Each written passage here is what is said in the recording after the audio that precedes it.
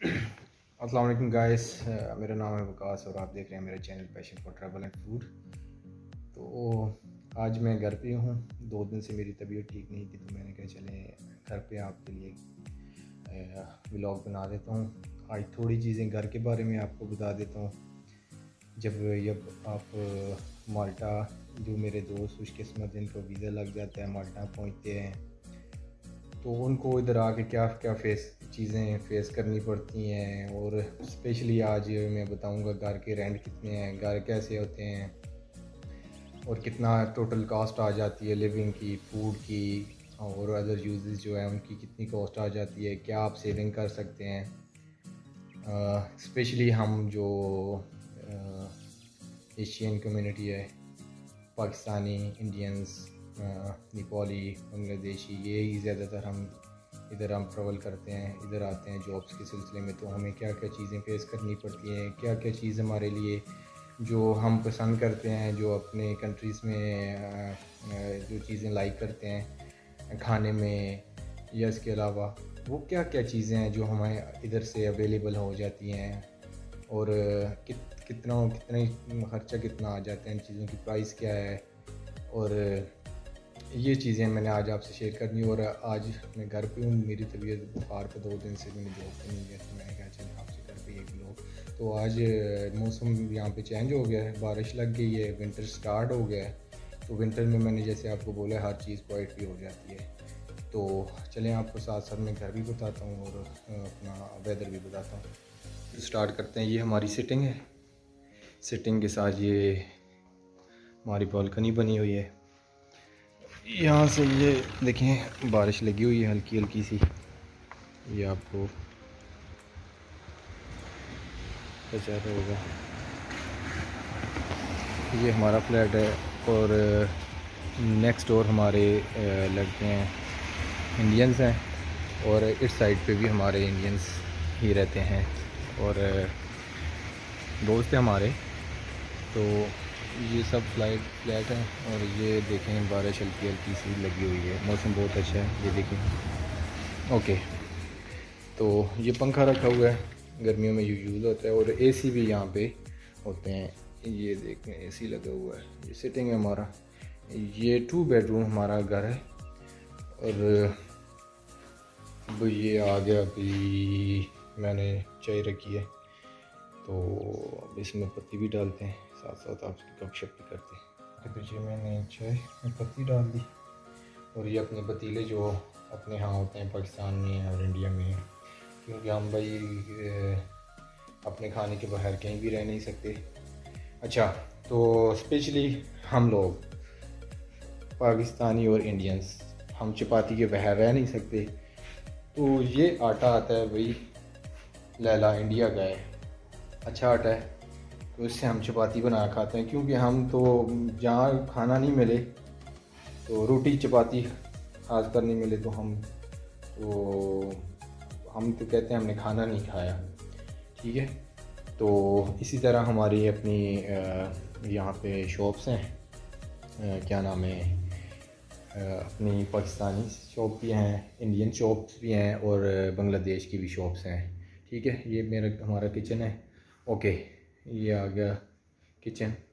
और ये आ गया जी आपके शूज़ उतारने वाले। जब यहाँ से आप बाहर से आते हैं, तो यहाँ शूज़ उतार के अपने दूसरे शूज़ पहन लें। ठीक है, सामने एक बड़ा रूम है और उसके साथ एक छोटा रूम है। ठीक है, ये लॉन्ड्री रूम है, राइट। और ये आ गया आपका वॉशरूम आ गया। और ये 2 हमारे रूम आ गए। हमारे अपार्टमेंट में 2 बालकनियाँ हैं। ठीक है, और ये जो हमने पानी जो होता है वो हम इधर आप पानी सिर्फ बोतल वाला ही पी सकते हैं। ठीक है, दूसरा पानी पीने का नहीं है, टैप वाला। ये देखें हमें स्टॉक में आए आटे के कितने वो रखे हुए हैं बैग, 2 ये पड़े हुए हैं, एक वो खुला हुआ पड़ा हुआ है, राइट। ओके, तो ये 2 बेडरूम हाउस है। अब आप सोचेंगे हमें, जब इंसान इधर आता है, बंदा आता है, तो उसको क्या क्या करना पड़ता है, हर चीज़ के बारे में मैं आपको बताता हूँ। ठीक है, चलें अब कैमरा चेंज करते हैं अपनी तरफ। ओके, तो जैसे कनेक्टिविटी ठीक नहीं। आप इधर आते हैं तो सबसे पहले आपको एक कॉन्ट्रैक्ट की ज़रूरत होती है। काफ़ी सारे मेरे दोस्तों के वीज़े भी लगे होंगे, उनको इन चीज़ों की इन्फॉर्मेशन भी होनी चाहती है। वो काफ़ी सारे जो दोस्त हैं वो आना चाहते होंगे, उनको पता होना चाहिए कि यहाँ पे आके हम क्या क्या चीज़ें फेस करते हैं, राइट। ओके, तो इस तरह ना जब आप इधर आते हैं तो आपको कॉन्ट्रैक्ट की ज़रूरत होती है। जो घर का कॉन्ट्रैक्ट होता है वो आपके नाम पे होगा, तब आपने जाके यहाँ डेंटी माल्टा में अपने डॉक्यूमेंट्स अप्लाई करने हैं, तो फिर आपका वीज़ा लगता है। आपको एक होम एग्रीमेंट होता है जो आपके नाम पे घर का कॉन्ट्रैक्ट बनता है, ठीक है। एक घर में आप 3-4 कॉन्ट्रैक्ट आपको हो सकते हैं। दूसरी चीज़ है, आप जब आते हैं तो यहाँ पे आके आपने एक मेडिकल करवाना होता है, उसके भी 150 और समथिंग आपके लगते हैं। मेडिकल में कोई इतना ख़ास नहीं है, वो बस एक चेस्ट एक्सरे होता है। और इसके अलावा ये हेपेटाइटिस की वैक्सीनेशन और मेरे ख्याल में पोलियो की और इन चीज़ों की वैक्सीनेशन आपकी ऑलरेडी हुई होनी चाहिए, नहीं तो यहाँ पे आपको इंजेक्शन देंगे। 150 और वो लग गया। और ये जो घर है हमारा, इंक्लूडेड जो बिल्स हैं 800 यूरो में है, ठीक है। अगर आप 4 लड़के रह रहे हैं तो 200 यूरो आपको पे करना पड़ेगा इस घर का। मतलब 4 बंदों पे कर लें आप तो 200 यूरो आपको पे करना होता है। अगर आप ज़्यादा पैसे बचाना चाहते हैं, अगर 5 लड़के हैं, 6 लड़के हैं, बस लोग 6 भी रहते हैं, तो उस हिसाब से आपका 150 तक आ जाता है, बहुत कम हो जाते हैं पैसे। तो मिनिमम जो सैलरी है यहाँ पे 1000 से 1200 तक तो हर काम में आप सैलरी बना ही लेते हैं ठीक है। उसमें ये आप साफ़ कर लें, देख लें। अगर आपका 150 अगर किराया है, 150 किराया है, और खाने पीने का मैक्सिमम आप कर लें। मैक्सिमम मैं आपको बता रहा हूँ, हम लोग जो हैं खाने पीने में वो नहीं करते ना कि हमने खाना अच्छा खाना है, भाई खाना ही तो है, तो अपना ख्याल भी यहाँ पे आके रखना है, सिर्फ काम को नहीं करना। तो वैसे भी हम लोग शौकीन लोग होते हैं खाने पीने के, ठीक है। पाकिस्तानी हो गए, इंडियंस हो गए, ये हम खाने में मतलब कॉम्प्रोमाइज़ नहीं करते। तो आप अच्छे से अच्छा खाना भी खाएंगे तो आपका महीने का 80 यूरो या 100 यूरो आप खाने का बनेगा, ठीक है। अगर 150 आपका रेंट है, 80 यूरो ये कर ले, 230 हो गया। इसके अलावा फिर इंसान की ज़रूरत की चीज़ें होती हैं, समटाइम बाहर आपने कॉफ़ी पी ली, खाना खा लिया या और कोई चीज़ें, वो डाल के 80 यूरो कर लें, 300 मैक्सिमम आपका आ जाएगा। 300 आप मैक्सिमम ये अपना सारा कुछ कर लें। 300 के बाद आपको अगर 1200 यूरो आपकी सैलरी है तो आपको 900 आपको बच रहे हैं, फिर भी बच रहे हैं। और इसके अलावा जो जॉब पे डिपेंड करते हैं, जैसे मैं टैक्सी चलाता हूँ, मैंने आपको बताया टैक्सी में बहुत अच्छी इनकम है, ठीक है। वो डिपेंड आप पे करता है कि आपने कितना हार्ड वर्क कर रहे हैं, कितने कमा रहे हैं और आपकी सेविंग क्या आती है, उस हिसाब से उसमें आपको बच जाएंगे, ठीक है। तो बाकी आपको हर चीज़ जो आपको पाकिस्तान से, इंडिया से मिलती है, यहाँ से आपको मिल जाएगी। ये पाकिस्तानी और इंडियन शॉप से, बांग्लादेश की शॉप से आपको हर चीज़ मिल जाएगी। तो इस चीज़ों की आप टेंशन ना लें कि वो ही चीज़ें आपको यहाँ पे मिलेंगी, ठीक है। और आपका ख़र्चा जो महीने का आता है वो भी मैंने आपसे शेयर कर दिया, इतना ख़र्चा आता है। आपको इधर आएंगे तो सबसे पहले कॉन्ट्रैक्ट की ज़रूरत होगी घर की, इसके बाद मेडिकल करना है, फिर आपका वीज़ा आपका वीज़ा लगेगा। दूसरी बात ये, आपने लाइसेंस बनाना है। आप पहले आके अपने पाकिस्तानी इंडियंस लाइसेंस पे ड्राइव कर सकते हैं 1 साल के लिए। उस दौरान आपने इतना मुश्किल नहीं है, आप कर लें, ठीक है। मेरा था, मैं जब आया हूँ इधर तो मेरे पास ब्रिटिश लाइसेंस था। मैंने क्योंकि ज़्यादा टाइम यूके में और थाईलैंड में गुजारा है, तो मेरे पास ब्रिटिश लाइसेंस था। जब आया हूँ तो उसी टाइम आके मैंने 40 यूरो मैंने दिए हैं। और एक लिंक होता है, जो अगर कन्वर्ट करना चाहते हैं जिनके पास और कंट्रीज़ के लाइसेंस है, तो एक आपको चाहिए होगा पुलिस क्लीयरेंस सर्टिफिकेट। अगर आप इंडिया से आ रहे हैं तो आप अपने साथ पुलिस क्लीयरेंस सर्टिफिकेट लेके आएंगे, वो आपको हर चीज़ में ज़रूरत है। और मेरे पास जो ब्रिटिश था तो मैंने यूके से अपना अप्लाई किया है पुलिस क्लीयरेंस सर्टिफिकेट, उसमें भी मेरा खर्चा आ गया। और उन्होंने मुझे एक लिंक दिया, तो ये चीज़ें मैंने दी, तो मुझे अराउंड 10-15 दिन में मेरा कन्वर्ट हो गया था। इवन कि ब्रेग्ज़िट हो गया था, ब्रेग्ज़िट के बाद अपना लाइसेंस आप किसी और यूरोपियन कंट्री में नहीं चेंज कर सकते, मगर ये था इनका माल्टा का और ब्रिटिश का आपस में रिलेशन बहुत अच्छा है, तो इन्होंने कोई एक्सटेंशन दी है, इतना टाइम तक आप कन्वर्ट कर सकते हैं। तो मैंने कन्वर्ट कर लिया था, अभी मेरे पास नोटिस लाइसेंस है, तो मैं उस हिसाब से मुझे अभी कोई प्रॉब्लम नहीं है मैट्रिक्स के खिलाफ। मेरा 2024 तक वैलिड था, तो इन्होंने मुझे 2024 तक ही दिया है। वेल तो गाइस ये थे जो आपका यहाँ पे मंथली एक्सपेंस है, इस बारे में मैंने आपसे डिटेल शेयर की। और इसके अलावा आज आजकल जो वीज़ा हैं कम लग रहे हैं और बाज़ लोगों के अप्रूवल भी नहीं निकल रहे हैं। ये टाइम के साथ साथ होता रहता है, कभी इन्होंने वीज़ा रेशो बढ़ा दी, नहीं कभी। ये इंशाल्लाह सॉर्ट आउट हो जाएगा, ये सब हो जाएगा, इस चीज़ से आपने परेशानी नहीं, टेंशन नहीं लेनी। बाकी मेरे 4-5 दोस्तों के मेरी कंपनी में वीज़े अप्लाई हुए थे, उनमें से अल्हम्दुलिल्लाह एक मेरे दोस्त का अप्रूवल निकले, 3 महीने से पहले निकले, और 3 लड़कों के अभी तक नहीं आए। तो बाकी एक दोस्त का मेरा निकले, उसने परसों रात को मुझे फ़ोन करके अपना वो अप्रूवल लेटर सेंड कर दिया। तो इंशाल्लाह बाकियों को भी निकल आएंगे। तो बाकी ये है कि आपको मेरी तरफ से किसी भी चीज़ की हेल्प की ज़रूरत हो, आप कमेंट कर लें, मैं आपको हर तरीके से उसके बारे में उसका बताऊँगा। और आप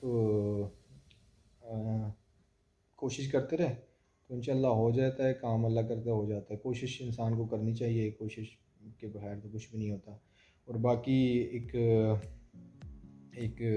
मेरा एक दोस्त की शॉप उनकी एक शॉप है, उनका वेयर हाउस है, वो इंपोर्ट करते हैं ये चीज़ें जो फर्नीचर वगैरह और घरों के जो डेकोरेशन पीस होते हैं, ये उस पर जॉब करता है।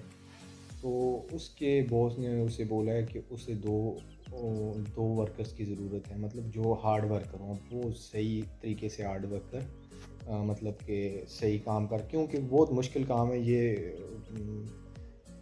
ये नहीं है कि इजी काम है। पूरे के पूरे जो ट्रक आते हैं, इंपोर्टेड माल आते हैं, उनको उतारना पड़ता है, तो फिक्स करना पड़ता है, कोई ख़रीद के लेके जाते हैं, उसके घर में लेके जाना पड़ता है। तो उनको कोई बंदे 2 चाहिए थे, तो वो मुझे उन्होंने बोला है। तो उसने चार्जेस वगैरह उसने कहा फ्री होगा वीज़ा, सब कुछ मैं खुद करूँगा, मगर अभी तक मुझे उनसे कंफर्म नहीं हुआ। जो ही अभी अगर वो मुझे बोलता है कि हाँ आप किसी से बात करें, कोई बंदा उनको चाहिए इंडिया से, दुबई से, क्योंकि पाकिस्तान से मैं तो नहीं हो रहे, तो इसलिए मैंने पाकिस्तान का नाम नहीं लिया, तो नेपाल से या बांग्लादेश से, तो मैं आपके साथ वो शेयर करूँगा। वो मेरा दोस्त अभी विज़िट पे गया हुआ है हॉलीडेज़ के लिए ये फ्रांस, तो वो जो ही आता है तो उससे मैं पूछूंगा। तो अगर कोई दोस्त जो हुए हार्ड वर्कर और जो पैसे अफोर्ड नहीं कर सकते एजेंटों के पास, तो एक कोशिश करेंगे हम अपनी तरफ से 280 यूरोज़ की जो एम्बेसी की फ़ीस है, तो कोशिश करेंगे वो भी खुद ही ऑनर से ही करवाएँ। तो बाकी आगे ये बात होती है कि नसीब किस्मत की बात होती है, काम होना ना होना कोई हम लोगों के अपने बस की बात नहीं होती कि मैं आपको वीज़ा स्टैम्प कर दूं, या कोई भी बंदा आपको बोलता है, वो कोई भी स्टैम्प नहीं कर सकता, ठीक है।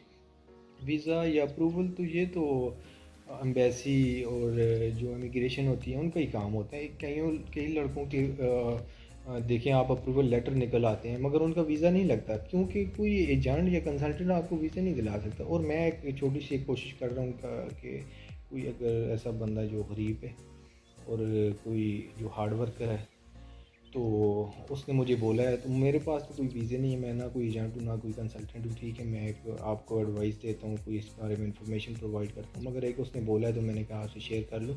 जो ही आता है, अगर कोई उस चीज़ का होता है तो मैं आपको बताऊँगा, और कोशिश यही करूँगा कि जो 280 यूरो है इसकी फ़ीस वो भी वही प्रोवाइड करे, क्योंकि उसको बंदा चाहिए, जिसको बंदा चाहिए तो वो फ़ीसें भी वही पे करते हैं, ऐसे नहीं होता, ठीक है। तो बाकी उसने मेरे से बात की है, वो भी मैं आपसे इंशाल्लाह नेक्स्ट वीडियो में कोशिश करूँगा, वो मेरा दोस्त आ जाए तो उससे पूछ के शेयर करूँगा। तो ये थोड़ी सी इन्फॉर्मेशन थी, बाकी आप हिम्मत रखें। तो वीज़े भी लग रहे हैं, अप्रूवल भी निकल रहे हैं, कई बंदों की रिफ्यूज़ भी हो रहे हैं, मगर आप हिम्मत करें। तो बाकी ये चीज़ें जब इधर आते हैं तो इसके साथ भी और भी आपको आगे की, इससे भी आगे की इंसान सोचने लग जाता है, मैंने यहाँ से यूके जाना है, मैंने कनाडा जाना है, मैंने अमेरिका जाना है, और रिसेंटली एक हमारे इंडियन दोस्त हैं वो न्यूजीलैंड मूव हुए हैं इधर से, हस्बैंड वाइफ हैं, इंडिया से हैं, ये इधर ही जॉब करते थे तो अभी वो न्यूजीलैंड मूव हुए हैं। और एक दो दोस्त मैंने जैसे आपको बताया स्वीडन मूव हुआ है, एक लास्ट टाइम मुझे एक फ़िलिपीन की एक लड़की थी मेरे कस्टमर, वो उससे मेरी बात हुई तो वो कह रही है मेरी एक दोस्त है वो नर्सिंग में थी, तो उसने यूके के लिए अप्लाई किया, अच्छे पैकेज पे वो उनको वर्क वीज़ा मिला, यहाँ से वो यूके चली गई। और यहाँ से अपॉर्चुनिटीज़ आपके लिए बहुत है, अगर किसी भी कंट्री में आप लीगली मूव होना चाहिए। मेरी भी ये रिकमेंडेशन है कि इंसान आपको कोई इलीगल काम नहीं करना चाहिए, आपको जो भी करना है लीगल तरीके से यहाँ आना है, लीगल तरीके से आना है, ठीक है।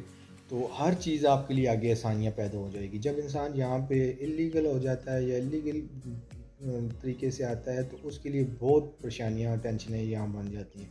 तो जो भी काम करें लीगल तरीके से करें और आपके लिए यहाँ पे रास्ते भी खुलते हैं, ईज़ी आसानियाँ भी होती हैं। तो बाकी जो यहाँ आ गए आ जाते हैं उनके लिए विज़िट वीज़ा या यूके का या यूएसए का या कनाडा का या वर्क वीज़ा बहुत ही आसान है, ठीक है, सारे मामलात हल हो जाते हैं। तो बाकी फ्रेंड्स, अगर आपको मेरी ये वीडियो अच्छी लगी तो प्लीज़ इसे मेरे चैनल को सब्सक्राइब, लाइक और शेयर ज़रूर कीजिएगा। और मेरी और भी वीडियोस है इसके अलावा भी जो माल्टा के अलावा वो भी प्लीज़ देखा करें और मुझे ऐसे सपोर्ट कीजिएगा। जो भी मेरे से हो सका मैं आपको कोशिश करूँगा कि इंफॉर्मेशन ही दे सकता हूँ तो वो मैं आपके लिए प्रोवाइड करूँगा और आपके जो कमेंट्स हैं उनका जवाब ज़रूर दूँगा। अभी मैं चाय मेरी रेडी है, मैं चाय पीता हूँ, मेरी ज़रा थोड़ा बुखार भी था, अभी थोड़ा कम हुआ है। तो चलें फिर नेक्स्ट वीडियो तक के लिए अल्लाह हाफ़िज़।